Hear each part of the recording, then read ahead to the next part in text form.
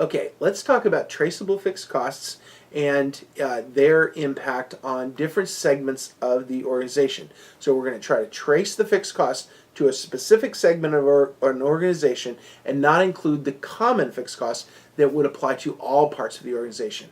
So, for example, we want to talk about what a segment is. So decentralization, segment reporting. A segment is any part or activity of an organization about which a manager seeks cost, revenue, or profit data. This would be an individual store, sales territory, or a service center. The easy example here, of course, is a McDonald's. A McDonald's is an individual store. You would want information on tracing the fixed costs of that store to that individual store. It'd be quite simple. Of course, they're going to have their own property taxes. They're going to have their own electrical bill and so on. And that's not part of the overall organization. It's specifically traceable to them. Now, when we think about billing segmented income statements, or income statements given segmented fixed costs, there's two things we want to think about. One is a contribution format should be used because it separates fixed from variable and it allows the calculation of contribution margin. We like that. And then traceable fixed costs should be separated from common fixed costs and allows a calculation of segment margin. So we want to calculate our segment cost, our segment fixed costs, and avoid common fixed costs. So in the examples here, the traceable fixed costs, the easy way to think about that is that because of the existence of a particular segment, it would disappear over time if the segment itself disappeared. So it's traceable if the cost would disappear if the segment disappeared. So, for example, the salary of the manager of the McDonald's, if the McDonald's store closed and disappeared, then the salary would disappear. So that's clearly traceable to that segment. The example here, it says no computer division means no computer division manager. Well, then, of course, that's a traceable cost to that individual segment. Now, common costs are the flip side of that. So common costs, common fixed costs, arise because the overall operation of the company would not disappear if any particular segment were eliminated. So, for example, no computer division, but we still have a company president. So, of course, the company president is going to be a common cost across all of the segments of an organization. What we do from here is to think about what traceable fixed costs are common and what traceable fixed costs are not, and they can actually be very interesting to separate the two. The example here is that some traceable fixed costs in one segment may be common fixed costs in another segment.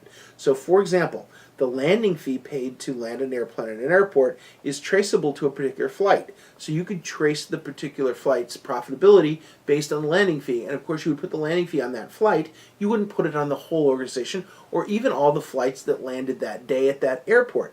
You would put it on that particular flight. However, you could not, if you broke the segment down further, you could not put it on first class, business class, or coach class, as they would all be sharing in that landing fee cost. So it depends on how deep you go into the segment, how much of it's common costs, and how much of it is traceable fixed costs. So there's a little thinking there about how deep you're going in, whether it's traceable or whether it's traceable to the fixed to the particular segment, or if it's a common cost. The segment margin, which was what we're looking for, the segment margin is computed by subtracting the traceable fixed costs of a segment from its contribution margin, and it's the best gauge of long-run profitability from the segment. So, for example, you take your McDonald's store, you get rid of all your variable costs, get your contribution margin, and then you subtract your segment fixed costs. Your segment fixed costs would be in a McDonald's. Obviously, you're going to have property taxes, you're going to have your electricity bill and other things that are fixed costs running around the McDonald's. That is directly traceable to that McDonald's, because if the McDonald's disappeared, those costs would disappear. So we can put those in there and find the profitability for that store. You can do this by region, you can do this by product line and so on, but no matter how you break about segment costs, if the cost would disappear, if the segment would disappear, then you would put it into its cost to define profitability for that segment. and that's very important. The one thing we don't want to do is allocate common cost to segments. So when we think of company president, for example, that's going to be spread across everyone, so that would never be in any one particular segment. But other segments do have what could be very clearly or very closely related to common costs. So you be very careful about how you allocate those and think about them under the definition of, if the segment were to disappear, then the cost would disappear, then you allocate that cost to that segment. And the reason we like segment margin is because it shows profitability for that segment, and we can decide whether we like that segment or we want to get rid of it.